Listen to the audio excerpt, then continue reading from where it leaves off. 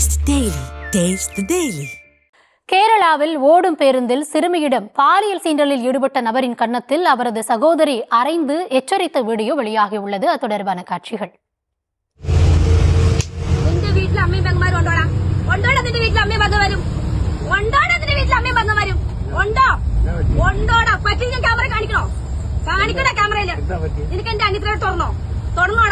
വെള്ള കുപ്പായം വെള്ളം ഉടുപ്പിട്ടോണ്ട് വന്ന് ഇവിടെ കോപ്പറം കാണിക്കല്ലേ? കാണിക്കല്ലടാ നീ. കാണോ? നിനക്ക് കാണോ? തെളിവെടുത്ത് വെച്ചിട്ടാണ് ഞാൻ എടുക്കണേ സംസാരിക്കുന്നത്. അച്ഛന്റെ പ്രായമായി പോയി കേട്ടോ. ഇത്രയും കൊണ്ട് ഒതുക്കിക്കോ. ഞാൻ പറഞ്ഞേക്കാം, സൈക്കിളിൽ ഒരു പരിധി കൊണ്ടാ. നീ കേറ്റി എവിടെ കേട്ടു നീ? சம்பவம் குறித்தான விவரங்களோடு இணைகிறார் நம்முடைய செய்தியாளர் சதாம். சதாம், வணக்கம். இது குறித்து புகார் ஏதாவது பதிவு செய்யப்பட்டதா? அந்த நபர் மேல ஏதாவது நடவடிக்கை எடுக்கப்பட்டிருக்கிறதா? என்ன விவரம்?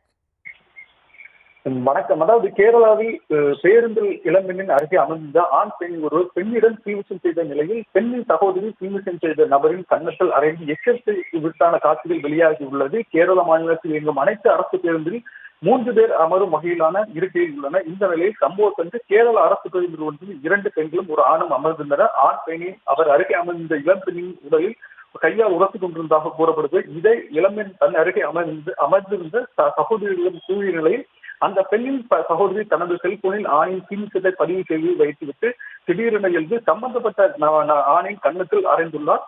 பின்னர் உனது வீட்டில் அம்மாவும் சகோதரியும் இருக்கிறார்களா எனவும், தந்தையின் வயது கொண்ட உனக்கு பொது இடத்தில் இது போன்ற செயல்கள் தேவையா என்றும், உனது கையை வைத்துள்ள எனது சகோதரி உடல் என மெத்தையா என கேள்வி எழுப்பியதோடு, உனது வீட்டில் உள்ள பெண்களின் உடலை மெத்தியாக பயன்படுத்தி என ஆவேசமாக திட்டி தீர்த்ததோடு அவரை கன்னத்திலிருந்து எச்சரிக்கை விடுத்துள்ளார். இந்த வீடியோ தற்போது சமூக வலைதளங்களில் வேகமாக பரவி வருகிறது.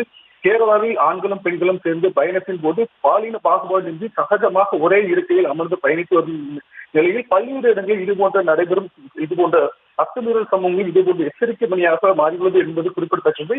இந்த நிலையில் அந்த பெண்ணின் சகோதரி போலீசில் புகார் அளித்தது என்பது தற்போது போலீசார் விசாரணை நடத்தி வருகின்றனர். விவரங்களுக்கு நன்றி சதா. Taste the Daily.